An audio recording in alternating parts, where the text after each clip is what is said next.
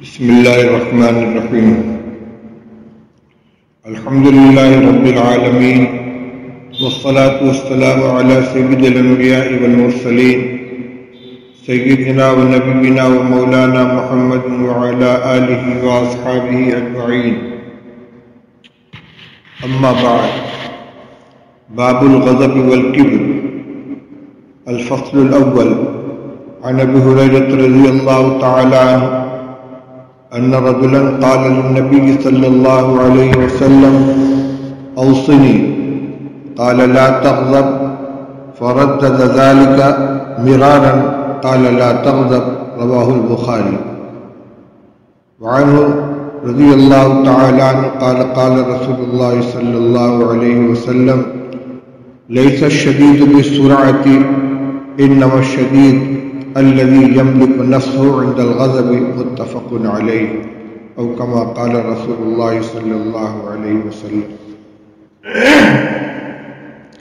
بزرگان محترم، عزیزوں اور بھائیوں، آج کے درس حدیث کا عنوان ہے باب الغضب والکبر، یعنی غصہ اور تکبر کا بیان.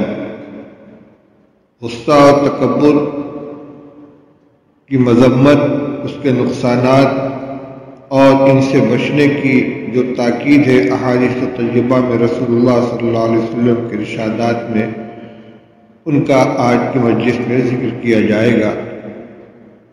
پہلی بات یہ دیکھنے کی ہے کہ صاحب کتاب مشکوٰۃ شریف کے مصنف نے دو چیزوں کو ایک ساتھ ذکر کیا ہے: غضب اور کبر، غصہ اور تکبر. جبکہ یہ دو الگ الگ خصلتیں ہیں، الگ الگ عادتیں ہیں، لیکن ان دونوں کو ایک ساتھ ذکر کرنے کی وجہ یہ ہے کہ عام طور پر یہ دونوں آپس میں لازم ملزوم ہیں. غصہ عموماً اسی بنیاد پر انسان کو آتا ہے، وہ یہ محسوس کرتا ہے کہ میرے ساتھ جو معاملہ کیا گیا وہ میری حیثیت سے گرا ہوا ہے، میں نے حکم دیا، اس کو کیوں نہیں مانا گیا، میرے ساتھ ایسا معاملہ کیوں کیا گیا، میرا فلاں کام کیوں بگاڑا گیا. ان سب کے اندر اپنی حیثیت اور اپنی بڑائی کا احساس ہوتا ہے. جو تکبر ہے تو گویا غصے کے اسباب میں اکثر تکبر کا دخل ہوتا ہے، اس لیے ان دونوں کو ایک ساتھ ذکر کیا جا رہا ہے، دونوں کی برائی بیان کی جا رہی ہے، اور ان دونوں صفتوں سے بچنے کا طریقہ بھی بتلایا گیا ہے. اس باب میں روایتیں بہت سی ہیں، میں چند حدیثوں کا ترجمہ آپ کے سامنے پیش کرتا ہوں کیونکہ اس میں اطلاع عام ہے. ہم سب اکثریت ان دو بیماریوں کے مریض ہیں اور ان کے نتیجے میں جو نقصانات ہوتے ہیں ان کا ہم شکار ہیں. اس لیے بہت غور کے ساتھ اس بیان کو سننا چاہیے اور ان سے اپنے آپ کو بچانے کی، محفوظ رکھنے کی کوشش کرنی چاہیے. پہلی حدیث حضرت ابو ہریرہ رضی اللہ تعالیٰ عنہ سے مروی ہے. ارشاد فرماتے ہیں کہ ایک شخص نے رسول اللہ صلی اللہ علیہ وسلم سے یہ درخواست کی کہ مجھے کچھ نصیحت فرمائیے. یہ درخواست کرنے والے کون ہیں؟ ان کے نام کی تعیین میں کئی اقوال ہیں. بعض لوگوں نے کہا کہ حضرت عبداللہ ابن عمر رضی اللہ عنہ، کسی نے کہا کہ حضرت ابو الدرداء رضی اللہ عنہ، کسی نے کہا کہ حارثہ ابن قدامہ ہے، کسی نے کہا کہ سفیان ابن عبداللہ ہے.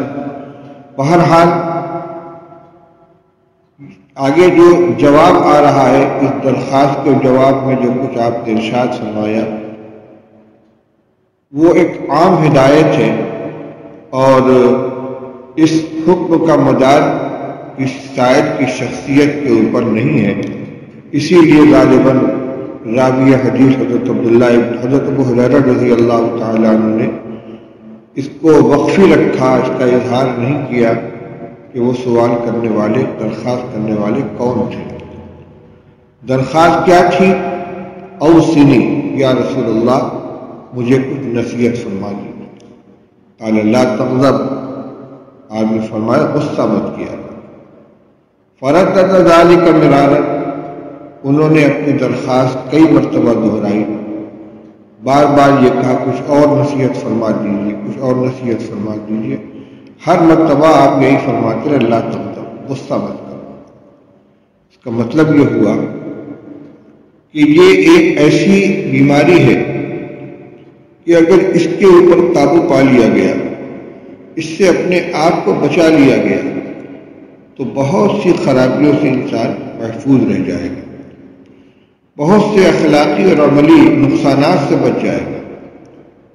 ایسا نہیں ہے کہ کوئی انسان ایسا ہوگا جس میں صرف ایک کمزوری ہو کہ اسے غصہ آتا ہے، اور بھی اس کے اندر کمزوریاں ہو سکتی ہیں، لیکن آپ نے اس کی بنیاد پر ضرب لگائی، اس کی جڑ پکڑ لی کہ ان سب کا منشا، ان کا سبب، ان کا محرک غصہ ہے، اس لیے اس پر توجہ دو۔ نصیحت میں نصیحت کرنے والے کی نظر اس بات پر ہوتی ہے کہ اس کے لیے کیا خاص بات ہے، کیا جس کو اہمیت کے ساتھ بیان کیا جائے۔ مثلا ایک شخص ہے، بہت اچھا ہے، نیک ہے، پارسا ہے، نماز بھی پڑھتا ہے، صدقہ خیرات بھی کرتا ہے، لیکن جھوٹ بولتا ہے، مثال کے طور پر یہ اس کی عادت ہے۔ وہ جب نصیحت کی درخواست کرے گا تو اس یہ نہیں کہا جائے گا کہ نماز پڑھا کرو، صدقہ کیا کرو، کیونکہ یہ خوبیاں تو اس کے اندر پہلے سے موجود ہیں۔ اس سے کہا جائے کہ جھوٹ مت بولا، اور اگر اس ایک چیز پر اس کو قابو ہو گیا تو انشاءاللہ بہت سے اس کے نتیجے میں جو خرابیاں آتی ہیں اس کی حفاظت ہو جائے گی۔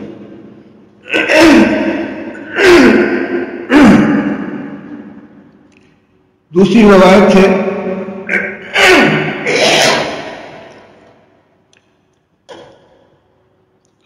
انہیں حضرت ابو ہریرہ رضی اللہ تعالیٰ عنہ سے مروی ہے، فرماتے ہیں قال رسول اللہ صلی اللہ علیہ وسلم لیس الشدید بالسرعۃ انما الشدید الذی یملک نفسہ عند الغضب، متفق علیہ۔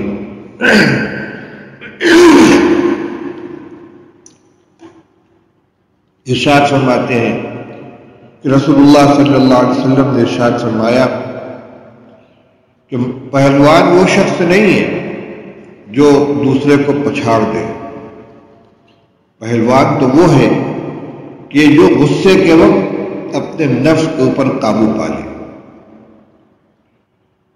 بظاہر طاقتور اور پہلوان اس شخص کو سمجھا جاتا ہے کہ جو کشتی میں مقابلے میں دوسرے کو زیر کر دے، اسے پچھاڑ دے، لیکن رسول اللہ صلی اللہ علیہ وسلم فرماتے ہیں یہ تو صرف جسمانی طاقت کا مظاہرہ ہوا، حقیقی قوت، حقیقی طاقت یہ ہے کہ انسان اپنے نفس کو پچھاڑ دے، اور خاص طور سے غصے کے وقت اگر کوئی بات خلاف مزاج پیش آئے، طبیعت کے اندر غصہ پیدا ہو، تو اس وقت بے قابو نہ ہو جائے، زبان سے اور پھول نہ بکنے لگے، کوئی ایسی حرکت نہ کر بیٹھے کہ جو نامناسب ہو، بلکہ اپنے نفس کے اوپر قابو پا لے۔ تو اپنے مقابل کو زیر کرنے والا حقیقی پہلوان نہیں ہے، بلکہ اپنے نفس کے اوپر قابو پانے والا حقیقی پہلوان ہے۔ شیخ سعدی رحمۃ اللہ علیہ نے اسی مضمون کو گزشتہ میں 2 شعر کے اندر بیان کیا ہے، جس میں فرماتے ہیں کہ حقیقی پہلوان وہ شخص نہیں ہے کہ جو مست ہاتھی کو پچھاڑ دے، بلکہ حقیقی پہلوان وہ ہے کہ جب اس کو غصہ آئے تو وہ اس کے اوپر قابو پائے اور زبان سے نامناسب بات نہ کہے کہ چوں خشم آیا دش باطن نہ گویا۔ اس سے ایک بات اور معلوم ہوئی کہ غصہ نہ کرنے کا یہ مطلب نہیں ہے کہ غصہ آئے ہی نہیں کسی چیز پر، یہ تو ایک فطری چیز ہے کہ مزاج کے خلاف کوئی بات پیش آئے گی تو غصہ آئے گا، بلکہ غصہ نہ کرنے کا مطلب یہ ہے کہ آدمی اس وقت اپنے اوپر قابو رکھے اور کوئی نامناسب حرکت نہ کرے، اس سے اپنے آپ کو بچائے۔ اب اسی کے ساتھ ساتھ یہ بھی دیکھنا چاہیے کہ رسول اللہ صلی اللہ علیہ وسلم نے غصے کا علاج کیا تجویز فرمایا ہے۔ اس سلسلے میں دو چیزیں ہیں، ایک ہے غصے کا فوری علاج اور ایک ہے اس کا مستقل علاج۔ فوری علاج کیا ہے؟ عن عطیہ بن عروۃ السعدی رضی اللہ تعالی عنہ قال قال رسول اللہ صلی اللہ علیہ وسلم ان الغضب من الشیطان وان الشیطان خلق من النار وانما يطفئ النار بالماء فاذا غضب احدكم فليتوضا رواه ابو داود۔ وعن ابي ذر رضی اللہ تعالی عنہ ان رسول اللہ صلی اللہ علیہ وسلم قال اذا غضب احدكم وهو قائم فليجلس فإن ذهب عنه الغضب وإلا فليسترجع رواه احمد و ابو داؤد۔ یہ دو حدیثیں ہیں۔ پہلی حدیث حضرت عطیہ بن عروہ سعدی رضی اللہ تعالیٰ عنہ سے مروی ہے، فرماتے ہیں کہ رسول اللہ صلی اللہ علیہ وسلم نے ارشاد فرمایا کہ غصہ شیطان کے اثر سے ہوتا ہے اور شیطان آگ سے بنایا گیا ہے اور آگ پانی سے بجھائی جاتی ہے، لہذا جب تم میں سے کسی کو غصہ آئے تو چاہیے کہ وضو کر لیا کرے۔ یہ روایت ابو داؤد شریف کی ہے۔ دوسری حدیث حضرت ابو ذر غفاری رضی اللہ تعالیٰ عنہ سے مروی ہے، فرماتے ہیں ان رسول اللہ صلی اللہ علیہ وسلم قال اذا غضب احدكم وهو قائم فليجلس فإن ذهب عنه الغضب وإلا فليسترجع رواه احمد والترمذی۔ فرماتے ہیں کہ رسول اللہ صلی اللہ علیہ وسلم نے ارشاد فرمایا کہ جب تم میں سے کسی کو غصہ آئے اور وہ کھڑا ہو تو بیٹھ جائے، اگر غصہ فروغ ہو جائے تو ٹھیک ہے ورنہ زمین کے اوپر لیٹ جائے۔ یہ روایت امام احمد اور امام ترمذی نے نقل کی ہے۔ اس میں دو علاج بتلایا گیا۔ پہلا علاج یہ بتلایا کہ غصہ شیطان کے اثر سے ہوتا ہے، شیطان آگ سے بنایا گیا ہے اور آگ پانی سے بجھائی جاتی ہے، لہذا جو غصہ آئے تو آدمی کو چاہیے کہ وضو کر لے۔ مشاہدہ بھی یہ ہے کہ جب غصہ آتا ہے تو خون کے اندر گرمی پیدا ہوتی ہے، چہرہ سرخ ہو جاتا ہے، گلے کی رگیں پھول جاتی ہیں، کبھی آنکھوں کے اندر بھی سرخی آ جاتی ہے۔ یہ سب حرارت اور یہ گرمی شیطان کے اثر سے ہوتی ہے، شیطان اثر انداز ہوتا ہے اور شیطان آگ سے بنایا گیا ہے۔ جب اللہ تعالیٰ نے تمام فرشتوں کو حکم دیا تھا کہ حضرت آدم کے سامنے سجدہ ریز ہو جائے اور شیطان نے سجدہ کرنے سے انکار کر دیا، اللہ تعالیٰ نے اس سے فرمایا کہ جب میں نے حکم دیا تو نے سجدہ کیوں نہیں کیا؟ تو اس نے یہی کہا تھا خلقتنی من نار وخلقتہ من طین، کہ تو نے مجھے آگ سے بنایا ہے اور آدم کو مٹی سے بنایا ہے۔ آگ برتر ہے، اوپر اٹھنے والی چیز ہے، مٹی اس کے مقابلے میں فرتر ہے، یہ زمین پہ رہنے والی چیز ہے، بلند چیز پست چیز کو سجدہ کیسے کرے؟ اس نے اللہ کے حکم کے مقابلے میں باطل قیاس کیا جس کی بنا پر وہ رد مردود قرار دیا گیا۔ تو جب شیطان کے جب غصہ آتا ہے تو اس کا مطلب یہ ہوتا ہے کہ شیطان اثر انداز ہے، تو اس کا ازالہ کرنے کے لیے پانی کا شرعی استعمال کرنے کی ہدایت دی گئی۔ وضو خود ایک پسندیدہ چیز ہے، وضو کے ذریعے بدن کے گناہ دھلتے ہیں، اعضاء وضو سے جو گناہ ہوئے ہیں وہ پانی کے ساتھ زائل ہوتے ہیں، اور جو بدن کے تمام نمایاں اعضاء ہیں وضو میں دھلے جاتے ہیں، کلی کی جاتی ہے، ناک میں پانی ڈالا جاتا ہے، چہرہ دھلا جاتا ہے، دونوں ہاتھ دھلے جاتے ہیں، تر ہاتھ سر پہ پھیرا جاتا ہے، پیر دھلے جاتے ہیں، کہ یہ جو اطراف ہیں بدن کے اعضاء ہیں، جب ان کے اوپر سے پانی گزرے گا تو اس کی حرارت کے اندر کمی آئے گی، اور وضو ایک گناہ کو زائل کرنے والا عمل ہے، اس کے برکت سے بھی شیطان کا اثر زائل ہوگا۔ اسی کے ساتھ ایک عمل جو تجربے سے بڑوں کی زبان سے سنا جاتا، پانی پی لو پانی پی لو، تو اگر غصہ آ گیا اور بسم اللہ پڑھ کر چند گھونٹ پانی پی لیا گیا تو بھی انشاءاللہ یہ جو حرارت پیدا ہوئی ہے شیطان کے اثر سے اس کے اندر کمی آئے گی۔ دوسرا علاج حضرت ابو ذر رضی اللہ تعالیٰ عنہ کی حدیث میں بیان کیا گیا، رسول اللہ صلی اللہ علیہ وسلم نے ارشاد فرمایا کہ جب تم میں سے کسی کو غصہ آئے اور وہ کھڑا ہو تو چاہیے کہ وہ بیٹھ جائے، اگر غصہ اس کا زائل ہو جائے تو ٹھیک، ورنہ وہ زمین کے اوپر لیٹ جائے۔ اس ہدایت کے بارے میں ملا علی قاری رحمۃ اللہ علیہ نے تشریح کرتے ہوئے یہ فرمایا ہے کہ یہ علاج بالضد ہے۔ غصہ انسان کے اندر ہیجان پیدا کرتا ہے، بیٹھا ہوا ہے تو کھڑا ہو جائے گا، کھڑا ہوا ہے تو لپکے گا آگے کی طرف، اعضاء میں حرکت شروع ہو جائے گی، ہاتھ چلانا شروع کر دے گا۔ یہ جو ہیجان ہوا ہے، غصہ اس کو ابھار رہا ہے، تو اس کو دفع کرنے کے لیے اس کے خلاف حرکت کی جائے، اور خلاف حرکت یہ ہے کہ چل رہا ہے تو رک جائے، کھڑا ہوا ہے تو بیٹھ جائے، بیٹھا ہوا ہے تو لیٹ جائے، اور اگر کھڑا ہوا ہے تو بیٹھ جائے، اگر اتنے پر غصہ قابو میں آ گیا تو ٹھیک ہے، فرمایا، ورنہ زمین کے اوپر لیٹ جائے۔ یہ لیٹنا کس لیے ہے؟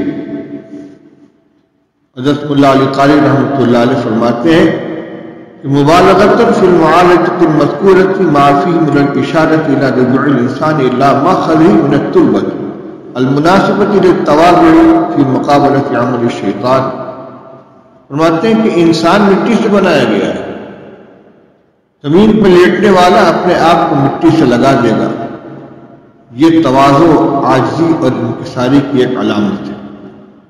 تو غصے کے وقت جو شیطان اس کو اپنی فطرت کی طرف اور تیزی کی طرف لے جانا چاہتا ہے، شرارت کی طرف لے جانا چاہتا ہے، اس کے مقابل حرکت کی جائے کہ آدمی تواضع کی حیت اختیار کرے، کھڑا ہوا ہے تو بیٹھ جائے، بیٹھا ہوا تو لیٹ جائے، زمین سے لگ جائے جو اس کی انسان کی اپنی اصل ہے۔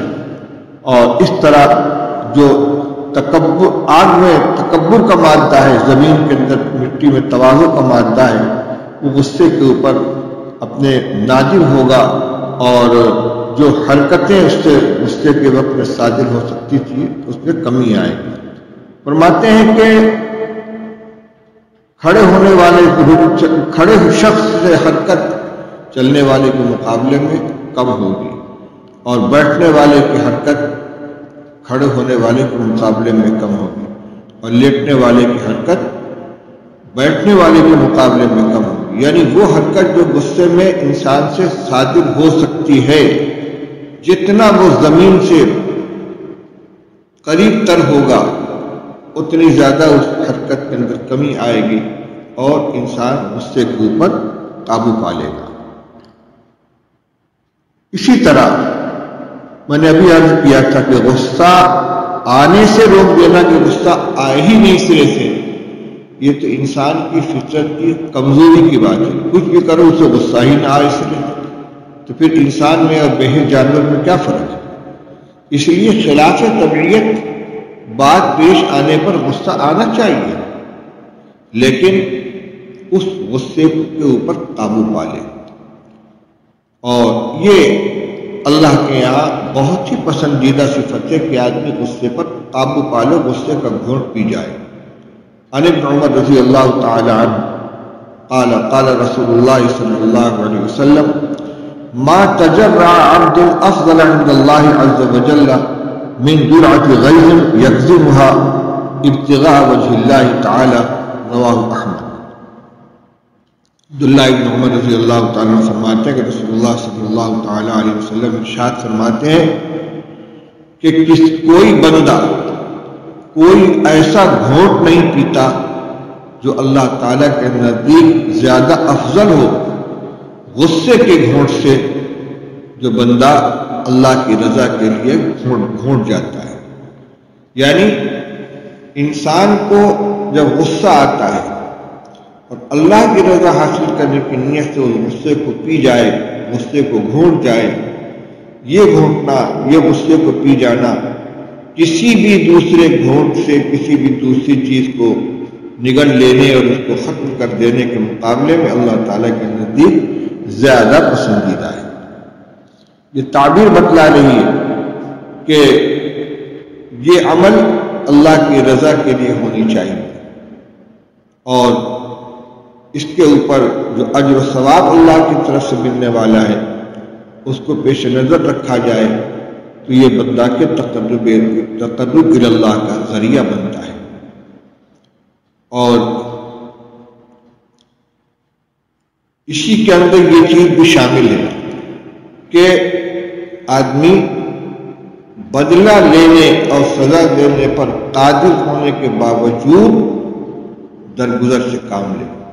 عن ابی ہریرہ رضی اللہ تعالی عنہ قال قال رسول اللہ صلی اللہ علیہ وسلم قال موسیٰ ابن عمران علیہ السلام یا رب من اعز عبادك عندك قال من اذا قدر غفر۔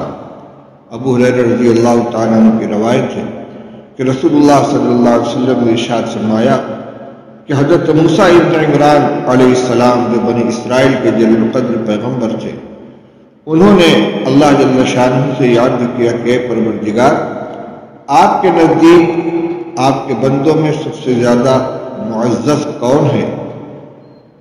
آپ اللہ جل شانہ نے ارشاد فرمایا کہ وہ بندہ ہے کہ جو قابو پانے کے باوجود معاف کر دے۔ اسی طرح ایک فضیلت غصہ کے برداشت کر لینے کی بہت بڑی یہ ہے۔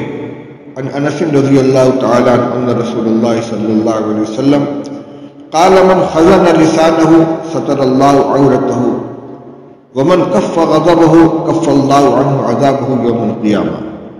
انس رضی اللہ عنہ فرماتے کہ رسول اللہ صلی اللہ علیہ وسلم نے ارشاد فرمایا کہ جو شخص اپنی زبان کو محفوظ کر لے گا، زبان سے غلط بات نہیں نکالے گا، زبان کی حفاظت کرے گا، اللہ تعالیٰ اس کے عیوب کی پردہ پوشی فرمائیں گے۔ اور جو شخص اپنے غصے کو روک لے گا، یعنی غصے پر قابو پا لے گا، اللہ تعالیٰ قیامت کے دن اس سے اپنے عذاب کو روک لیں گے۔ وَمَنْ اعْتَذَرَ إِلَى اللَّهِ قَبِلَ اللَّهُ عُذْرَهُ، اور جو بندہ اللہ کے سامنے معذرت کرے گا، عذر خواہی کرے گا، اپنی غلطی پر ندامت کا اظہار کرے گا، اللہ تعالیٰ اس کے عذر کو بھی قبول فرما لے گا۔ ان روایات کے اندر غصہ برداشت کرنے کی جو فضیلت ہے اس کو بیان کیا گیا ہے۔ واقعہ ہے گلستہ میں امام شیخ سعدی رحمۃ اللہ علیہ نے نقل کیا ہے کہ نواسہ رسول حضرت حسن ابن علی رضی اللہ تعالی عنہ جو بڑے نازک مزاج بھی تھے، بڑے اونچی شخصیت کے مالک ہیں، ان کا ایک غلام کوئی کام کر رہا تھا، اس سے کچھ نقصان ہو گیا۔ بظاہر اس میں اس کی لاپرواہی کو بھی دخل تھا۔ حضرت حسن رضی اللہ تعالیٰ عنہ غصہ آ گیا۔ اس غلام نے محسوس کیا کہ مجھ کو سزا دیں گے۔ اس نے فوراً قرآن پاک کی یہ آیت پڑھی، وَالْكَاظِمِينَ الْغَيْظَ، یعنی اللہ کے جو نیک اور محبوب بندے ہیں وہ لوگ غصے کو پی جاتے ہیں۔ بس اس آیت کو، اس ٹکڑے کو سننا تھا کہ غصے کے جو شدید آثار حضرت حسن رضی اللہ تعالیٰ عنہ کے چہرے پر نمایاں تھے وہ دھیمے پڑ گئے۔ اس نے دیکھا کہ تیر نشانے پر لگا۔ اس نے آیت کا اگلا ٹکڑا پڑھا، وَالْعَافِينَ عَنِ النَّاسِ، جو اللہ کے محبوب بندے ہیں وہ صرف غصے کو پی نہیں جاتے بلکہ لوگوں کو معاف بھی کر دیتے ہیں۔ حضرت حسن رضی اللہ تعالیٰ عنہ فرمایا عفوت عنک، میں نے تجھ کو معاف کر دیا۔ اس نے آیت کا آخری ٹکڑا پڑھا واللہ یحب المحسنین، اللہ تعالیٰ نیکوکاروں کو پسند کرتے ہیں، احسان کرنے والوں کو محبوب رکھتے ہیں۔ مطلب یہ تھا کہ آپ نے غصہ بھی برداشت کر لیا اور معاف بھی فرما دیا، اب میرے اوپر کچھ احسان فرمائیے۔ حضرت حسن رضی اللہ تعالیٰ فرمایا انت حر لوجہ اللہ، جا میں نے تجھ کو اللہ کی رضا کی خاطر آزاد کیا۔ یہ ان حضرات کا مقام دیکھیے، غلام ہے اور نامناسب حرکت کر رہا ہے، ابھی چند لمحے پہلے اس کے اوپر سخت غصہ آیا، لیکن اللہ کا فرمان سنا، ایسا سپٹ انداز ہوئے کہ ایک ایک ٹکڑا سنتے گئے، فوراً اس کے اوپر عمل کرتے رہے۔ اور ایک غلام کے اوپر سب سے بڑا انعام یہ ہے کہ اس کو آزاد کر دیا جائے، اسے آزادی سے سرفراز فرمایا۔ میں نے عرض کیا تھا کہ غصے کا ایک وقتی علاج ہے اور ایک مستقل علاج ہے۔ یہ جو وقتی علاج تھا دو بیان کیا گیا، ایک تو یہ کہ غصہ شیطان کے اثر سے ہوتا ہے اور شیطان پانی آگ سے بنایا گیا ہے، لہذا غصے کو فروغ کرنے کے لیے پانی کا استعمال کیا جائے، وضو کر لیا جائے۔ دوسرا علاج یہ بتلایا کہ آدمی کھڑا ہو تو بیٹھ جائے، بیٹھا ہو تو لیٹ جائے، اور اس کے بعد پھر غصہ برداشت کرنے کے جو فوائد ہیں، اس کی جو فضیلتیں، ان کا ذکر آ گیا۔ مستقل علاج کیا ہے؟ امام غزالی رحمۃ اللہ علیہ نے احیاء العلوم کے اندر اس کو بیان کیا ہے، اور ہمارے اکابر اپنے متوسلین کو ان کے استفسار کے جواب میں اس کی نشاندہی فرماتے ہیں۔ چنانچہ حضرت شیخ الحدیث مولانا محمد زکریا صاحب رحمۃ اللہ علیہ کے مکتوبات میں بھی اس کو دیکھا، اور ہمارے حضرت اقدس مفتی محمود حسن صاحب گنگوہی نور اللہ مرقدہ بھی اپنے تلامذہ اور اپنے متوسلین و منتسبین کو زبانی بھی ہدایت فرماتے تھے، اور آپ کے مطبوعہ مکاتیب کے اندر بھی جن لوگوں نے غصے کی شکایت کی ہے، آپ نے ان کو وہ طریقہ بتلایا، اس پر عمل کرنے کی ترغیب دی۔ وہ طریقہ یہ ہے، امام غزالی رحمۃ اللہ علیہ فرماتے ہیں کہ جو شخص غصے سے مغلوب ہو جاتا ہے اور اس پر قابو نہیں پا سکتا، یہ خرابی اس کے اندر موجود ہے، ختم نہیں ہو پا رہی ہے، اس کو چاہیے کہ وہ تھوڑی دیر خلوت کے اندر بیٹھ کر اس بات کو سوچے، اس کا مراقبہ کرے کہ مجھے اللہ جل شانہ نے پیدا کیا ہے، وہ میرا خالق بھی ہے، میرا مالک بھی ہے، میرا رازق بھی ہے، اسی نے مجھے پیدا کیا، وہ میرا مالک ہے، وہی مجھے روزی عطا فرماتا ہے، اور میں صبح سے لے کر شام تک اور رات سے لے کر صبح تک اللہ کی بے پناہ نعمتوں سے فائدہ اٹھاتا رہتا ہوں، جس میں کچھ نعمتیں وہ ہیں جو عام ہیں، جس سے اور لوگ بھی فائدہ اٹھاتے ہیں، کتنی نعمتیں وہ ہیں جو خاص میری ذات کے ساتھ ہیں۔ یہ تو میرا معاملہ ہے، لیکن میں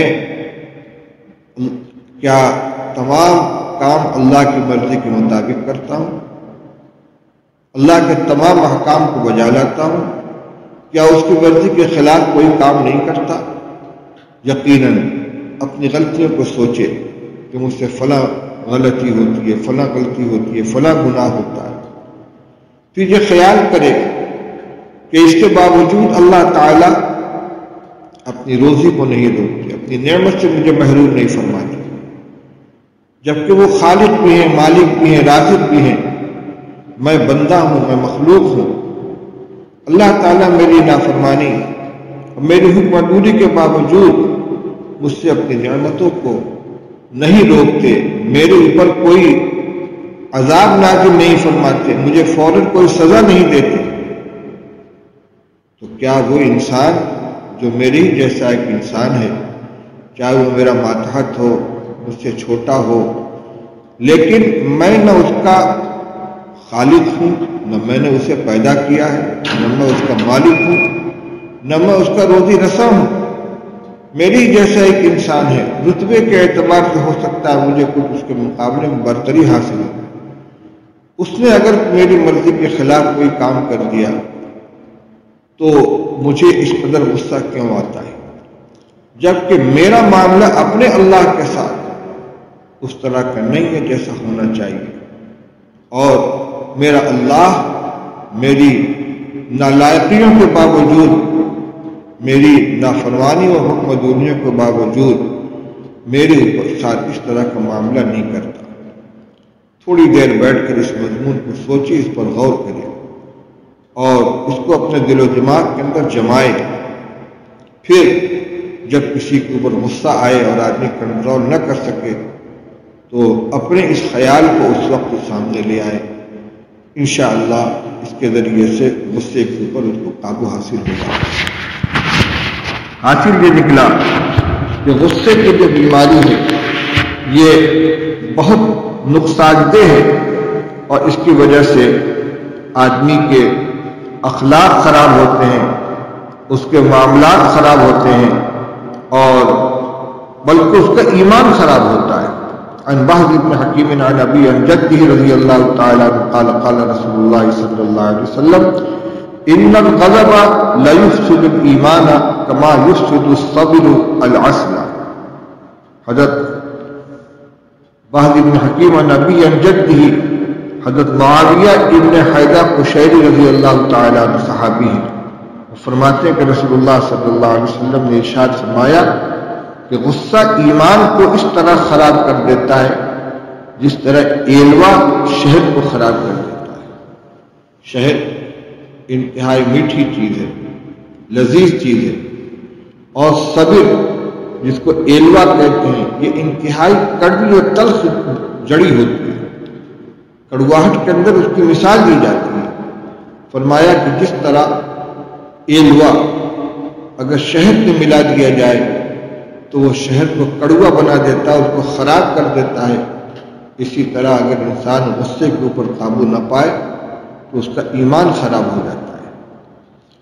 یہ روایتیں غصے سے متعلق تھیں، اور عنوان میں دو باتیں بیان کی گئی تھی، ایک غصہ اور ایک تکبر۔ تکبر کا مضمون مستقل بیان کے لائق ہے، کیونکہ یہ خرابی بھی ہمارے اندر بہت زیادہ پائی جاتی ہے، تو وقت کی قلت کو پیش نظر رکھتے ہوئے چند روایتوں کا ترجمہ اس وقت مختصر آپ کے سامنے پیش کرتا ہوں۔ عن ابن مسعود رضی اللہ تعالی عنہ قال رسول اللہ صلی اللہ علیہ وسلم لا يدخل الجنة من كان في قلبه مثقال ذرة من كبر فقال رجل ان الرجل يحب ان يكون ثوبه حسنا ونعله حسنا قال ان الله تعالى جميل يحب الجمال الكبر بطر الحق وغمط الناس رواه مسلم۔ حضرت عبداللہ ابن مسعود رضی اللہ تعالیٰ عنہ فرماتے ہیں کہ رسول اللہ صلی اللہ علیہ وسلم نے ارشاد فرمایا کہ جنت میں وہ شخص نہیں جائے گا کہ جس کے دل کے اندر رائی کے دانے کے برابر، بلکہ ذرہ کہتے ہیں سرخ چیوٹی کو یا مٹی کے باریک ذرے کو۔ فرمایا جنت میں وہ شخص نہیں جائے گا جس کے دل کے اندر ذرہ کے برابر بھی تکبر ہو، ذرہ برابر بھی جس کے دل میں تکبر ہوگا وہ جنت میں نہیں جائے گا۔ کم سے کم درجہ یہ ہے کہ وہ اس کو فوری طور پر ابتدا میں جنت کا داخلہ نہیں ملے گا۔ اگر یہ تکبر اس کو کفر و شرک پر آمادہ کرتا ہے تو وہ دائمی جہنم رسید ہوگا، اور اگر ایسا نہیں ہے، دل کے کسی گوشے میں ایمان موجود ہے اور اللہ تعالیٰ اس کے گناہوں کو معاف نہیں فرماتے تو وہ تکبر کی سزا جہنم میں بھگتنے کے بعد جنت میں جانے کا اہل بنے گا۔ لیکن تکبر لے کر وہ جنت میں نہیں جا سکتا، اس گندگی کے ساتھ وہ جنت میں نہیں جائے گا۔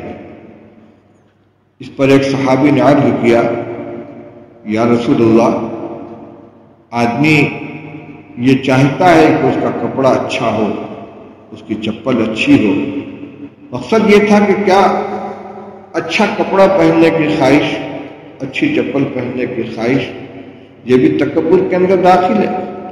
رسول اللہ صلی اللہ علیہ وسلم نے ارشاد فرمایا کہ نہیں، اللہ تعالیٰ خود صاحب جمال ہے اور جمال کو پسند کرتے ہیں۔ بعض روایتوں میں ہے کہ اللہ تعالیٰ جب کسی بندے کو نعمت سے نوازے، خوشحالی عطا فرمائے، تو ان کو یہ بات پسند ہے کہ ان کی نعمت کا اثر بندے کے اوپر ظاہر ہو۔ تحدیث نعمت کے طور پر، اللہ کی نعمت کا شکر ادا کرنے کے طور پر، اگر اچھا لباس پہنتا ہے، اچھی چپل استعمال کرتا ہے اور دوسرے کو جو غریب ہے، مخلوق الحال ہے، حقارت کی نظر سے نہیں دیکھتا، یہ تکبر میں شامل نہیں ہے۔ پھر تکبر کیا ہے؟ فرمایا الکبر بطر الحق وغمط الناس، تکبر حق کو دفع کرنے، حق کو قبول نہ کرنے اور لوگوں کو حقیر جاننے کا نام ہے۔ بہت ہی جامع بات کی ارشاد فرمائی رسول اللہ صلی اللہ علیہ وسلم۔ تکبر کی حقیقت کیا ہے؟ حق سامنے آ گیا، شریعت کا حکم ہے، عدالت کا فیصلہ ہے، کوئی معاملہ جو مخفی تھا اس کے بارے میں واضح ہو گیا کہ اس میں حق کس جانب ہے، اس کے باوجود آدمی اس کو قبول نہ کرے، یہ تکبر ہے۔ اللہ کے حکم کے مقابلے میں اپنے کو بڑا سمجھ رہا ہے، سچائی کے مقابلے میں اپنے کو بڑا سمجھ رہا ہے، حقانیت کے مقابلے میں اپنے کو بڑا سمجھ رہا ہے، یہ ہے تکبر۔ وغمط الناس، اور لوگوں کو حقیر جاننا۔ یہ دولت والا ہے، غریب کو حقارت کی نظر سے دیکھتا ہے، صاحب علم و فضل ہے، جاہل اور ناواقف اور ناخواندہ کو حقارت کی نظر سے دیکھتا ہے۔ یہ اقتدار والا ہے، ماتحتوں کو حقارت کی نظر سے دیکھتا ہے۔ تو تکبر کی حقیقت میں رسول اللہ صلی اللہ علیہ وسلم نے دو باتیں ارشاد فرمائی، ایک حق کو قبول نہ کرنا اور ایک دوسروں کو حقیر جاننا۔ یہ قبول نہ کرنا دو طرح سے ہو سکتا ہے، ایک تو کہ علن اعلان کیا کہ میں نہیں مانتا، یہ تکبر کا کھلا ہوا مظاہرہ ہے، اور ایک یہ ہے کہ زبان سے تو نہ کہے لیکن دل اس کو قبول نہ کرے، دل ماننے کے لیے تیار نہ، یہ بھی تکبر کے اندر شامل ہے، اور اس کی بنا پر اس کا شمار متکبرین کے اندر ہوگا۔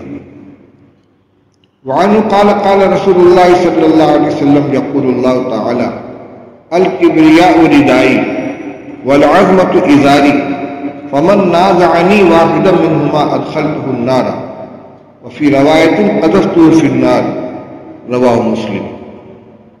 یہ روایت حضرت ابو ہریرہ رضی اللہ تعالیٰ عنہ سے مروی ہے۔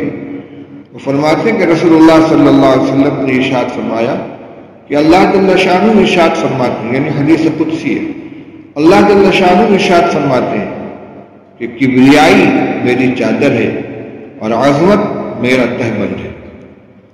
یعنی جس طرح انسان کے لباس میں ایک لباس وہ ہوتا ہے جو اوپر پہنا جاتا ہے جس کو چادر کہتے ہیں، اور ایک وہ ہوتا ہے جو نیچے پہنا جاتا ہے جس کو تہبند کہتے ہیں، اور یہ دونوں مل کر مکمل لباس کہلاتا ہے۔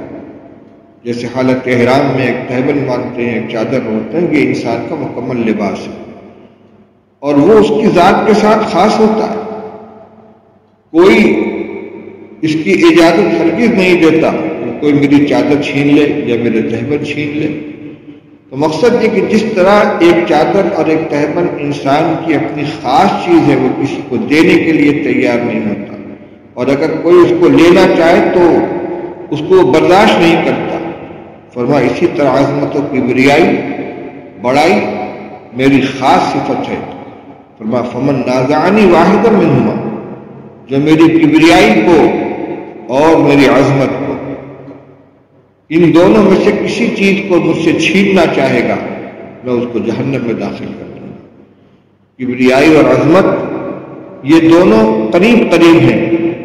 بظاہر ایسا معلوم ہوتا ہے کہ کبریائی کا تعلق ظاہر کی بڑائی سے ہے اور عظمت کا تعلق ذات کے ساتھ جو بڑائی لگی ہوئی اس سے ہے۔ یعنی چاہے آدمی اپنی زبان سے اپنے کو بڑا قرار دے، اپنے عمل سے اپنی زبان سے اپنے کو بڑا اور عظیم گردانے یا اپنے دل میں اپنے کو بڑا سمجھے، یہ دونوں حق اس کو نہیں پہنچتا۔ ایسا کرنے والا وہ اللہ تعالیٰ کی مخصوص صفت کو اپنے اندر پیدا کرنا چاہتا ہے۔ جیسے اللہ تعالیٰ مخلوق معبود ہے، اب کوئی شخص اگر خدائی کا دعویٰ کرے، اللہ کی خاص صفت کو وہ اپنے اندر پیدا کرنا چاہتا ہے۔ یہ جیسے روایت میں آتا ہے کہ جو شخص تصویر بناتا ہے، قیامت کے دن اللہ تعالیٰ اس کو مکلف کریں گے کہ تم نے جاندار کی تصویر بنائی تھی، اس میں جان ڈالو، تم میری طرح خالق بننا چاہتے تھے، جو میری مخصوص صفت ہے تم اس صفت کے مدعی بن رہے تھے، اور وہ جان نہیں ڈال سکے گا، اس کو جہنم میں ڈال دیا جائے گا۔ اسی طرح بڑائی اور عظمت اللہ کی صفت ہے، جو اپنے کو عظیم گردانے، اپنے کو بڑا قرار دے اور دل میں اس کا احساس ہے، اللہ تعالیٰ فرماتے کہ میری خاص صفت کو مجھ سے چھیننا چاہتا ہے، مجھ سے جہنم میں داخل کر۔ میرے بزرگوں، بھائیوں، ہمیں اپنا جائزہ لینا چاہیے، اپنے حالات کے بارے میں، اپنے احساس کے بارے میں غور کرنا چاہیے کہ یہ بیماری ہمارے اندر تو نہیں ہے۔ اس موقع پر ایک علمی نقطہ ذکر کر دینا مناسب ہوگا، اسی پر میں اپنی گفتگو انشاءاللہ مکمل کروں گا۔ حکیم الاسلام حضرت مولانا قاری محمد طیب صاحب رحمۃ اللہ علیہ، سابق محتمل دارالعلوم دیوبند نے اپنے ایک بیان میں بڑی عجیب و غریب علمی بات ارشاد فرمانے لگے کہ حدیث میں یہ فرمایا گیا تخلقوا باخلاق اللہ، اللہ تعالیٰ کے اخلاق کو اپناؤ۔ اللہ تعالیٰ کریم ہیں، رحیم ہیں، غفور ہیں، معاف کرنے والے ہیں، رحم کرنے والے ہیں۔ مطلب یہ کہ ان صفات کو اپنے اندر پیدا کرنے کی کوشش کرو۔ تو اخلاق الہیہ کو اختیار کرنے کی ترغیب دی گئی ہے، یہ رسول اللہ صلی اللہ علیہ وسلم کا ارشاد ہے۔ اور اللہ تعالیٰ کی صفات کے اندر سورہ حشر کے آخری رکوع میں فرمایا گیا واللہ الخالق البارئ، اسی میں المتکبر بھی آیا ہے۔ اللہ تعالیٰ متکبر یعنی بڑائی والے ہیں۔ جب اللہ تعالیٰ کی صفات کے اندر تکبر بھی شامل ہے، بڑائی بھی شامل ہے، اللہ کی صفات کو اختیار کرنے کی ترغیب دی گئی ہے، تو اگر کوئی شخص تکبر اختیار کرتا ہے، متکبر بنتا ہے، تو کیا اللہ کی کوئی صفت خراب بھی ہو سکتی ہے؟ جو صفت اللہ کے اندر موجود ہے، ظاہر بات ہے کہ خراب صفت تو نہیں ہو سکتی۔ تو اللہ کے اندر وہ صفت پائی جا رہی ہے تو اس کی عظمت کی دلیل ہے، اور بندہ اگر اس صفت کو اپنے اندر پیدا کرنے کی کوشش کرتا ہے تو اس کو وعید سنائی جا رہی ہے۔ ایسا کیوں ہے؟ فرمایا کہ اس کا جواب یہ ہے کہ تکبر بری چیز نہیں ہے، تکبر تو اللہ کی صفت ہے، لیکن جھوٹ بولنا یہ بہت بڑا گناہ ہے۔ متکبر کو جو سزا ملتی ہے وہ جھوٹا دعویٰ کرنے پر ملتی ہے۔ اللہ بڑا ہے، وہ فرماتا ہے میں بڑا ہوں، اور بندہ چھوٹا ہے، وہ کہتا ہے میں بڑا ہوں تو جھوٹ بول رہا ہے۔ جیسے ایک بادشاہ ہے، وہ کہتا انا الملک، میں بادشاہ ہوں، ٹھیک ہے وہ بادشاہ ہے، وہ اپنی بادشاہت کا اعلان کر رہا ہے، وہ حاکم ہے، اپنے حاکم ہونے کا اعلان کر رہا ہے، بہت اچھی چیز ہے، ان کے شایع نشان ہے۔ لیکن ایک غلام، ایک چپراسی یہ کہ انا الملک، میں بادشاہ ہوں، اس کو سزا ملے گی، اس کو جیل میں ڈالا جائے گا۔ اس بنا پر نہیں کہ بادشاہ ہونا بری چیز ہے، بلکہ اس بنا پر کہ وہ اپنے کو بادشاہ کہہ رہا ہے جبکہ وہ بادشاہ نہیں ہے۔ اللہ فرماتے ہیں کہ میں بڑا ہوں تو وہ بڑے ہیں، لیکن ایک بندہ چھوٹا ہونے کے باوجود جب وہ بڑائی کا اعلان کرتا ہے، بڑائی کا دعویٰ کرتا ہے، تو اس بنا پر، غلط دعویٰ کرنے کی بنا پر، جو چیز اس کے لائق نہیں ہے اس کو اپنی صفت بنانا چاہتا ہے، اس کا مدعی بنتا ہے، اس بنا پر اس کی سزا دی جاتی ہے۔ تو گویا بندہ کے لیے بڑائی اس کی شان ہو ہی نہیں سکتی کہ وہ اپنی بڑائی کا دعویٰ کرے اور تکبر کا اظہار کرے۔ اور تکبر کے مقابلے میں تواضع ہے، فروتنی عاجزی، یعنی دل سے اپنے آپ کو چھوٹا سمجھنا، یہ صفت اللہ کے یہاں بہت پسندیدہ ہے۔ عن عمر رضی اللہ تعالیٰ عنہ قال وهو على المنبر یا ایھا الناس تواضعوا فإنی سمعت رسول اللہ صلی اللہ علیہ وسلم یقول من تواضع للہ رفعہ اللہ فهو في نفسه صغير وفي أعين الناس عظيم ومن تكبر وضعه الله فهو في أعين الناس صغير وفي نفسه كبير حتى لهو أهون عليهم من كلب أو خنزير۔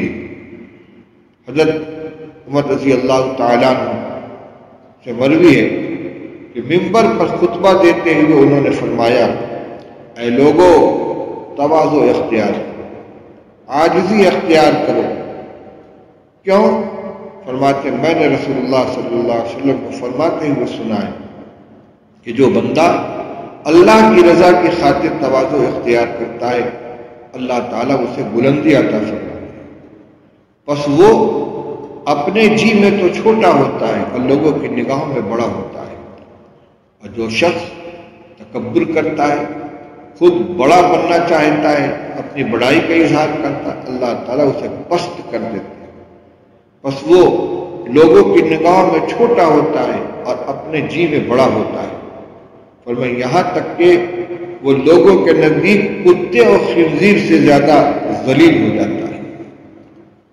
اس سے ایک بات یہ بھی معلوم ہوئی کہ تواضع کا تعلق زبان سے اپنے کو حقیر فقیر شرافت تقصیر کہنے سے نہیں ہے، بلکہ دل سے اپنے آپ کو چھوٹا سمجھنا ہے۔ چنانچہ حضرت مولانا شفیع صاحب تھانوی رحمۃ اللہ علیہ کی بعض تحریروں کے اندر موجود ہے کہ آج کے لوگوں میں تواضع نما تکبر پایا جاتا ہے، خود اپنی زبان سے اپنے قلم سے بندہ عاجز فقیر حقیر شرافت تقصیر لکھیں گے، میں تو بڑا گناہ گار ہوں، میں تو بہت نالائق ہوں، زبان سے کہیں گے، لیکن واقعتاً دل کے اندر اس کا احساس نہیں ہوگا۔ اور اس کا معیار یہ ہے کہ جب وہ کہتے ہیں میں تو بہت گناہ گار ہوں، سامنے والا کہا واقعی آپ بہت گناہ گار ہیں، آپ بہت غلط کام کرتے ہیں، اس وقت دیکھنا چاہیے کہ چہرے کا رنگ کیا ہوتا ہے۔ اگر دل کا یہ احساس ہے تو پھر خود اپنی زبان سے ادا کرنے اور دوسرے کے کہنے کے درمیان کوئی تعصب میں فرق نہیں ہونا چاہیے۔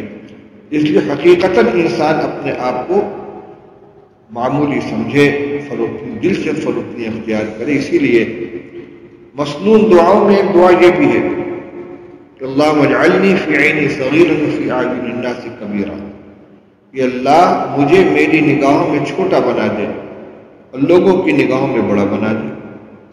میں خود اپنے آپ کو معمولی سمجھوں لیکن میرے ساتھ تذلیل کا تحقیر کا معاملہ نہ ہو، اس سے بچانے کے لیے تو لوگوں کی نگاہ میں میری بڑائی پیدا کر دے، وہ محبت سے اور احترام سے مجھ کو دیکھے تاکہ مجھے ذلت کا سامنا نہ کرنا پڑے۔ تو آج کے اس درس کا حاصل یہ نکلا کہ یہ دو اخلاقی خرابیاں، ایک غصے کے اندر بے قابو ہو جانا، زبان اور اپنے عمل سے اس کا اظہار کرنا، یہ اچھی چیز نہیں ہے اور غصے پر قابو پانے کی ترغیب دی گئی ہے، اس پر اجر و ثواب ہے، اللہ کے قرب کا یہ ذریعہ ہے۔ اور دوسری چیز یہ کہ آدمی اپنے اندر تواضع پیدا کرے، عاجزی اختیار کرے، دل سے بھی تکبر اختیار نہ کرے اور اپنے عمل سے بھی تکبر کا اظہار نہ کرے۔ اللہ تعالیٰ ہم سب کو عمل کرنے کی توفیق عطا فرمائے۔ وآخر دعوانا ان الحمد للہ۔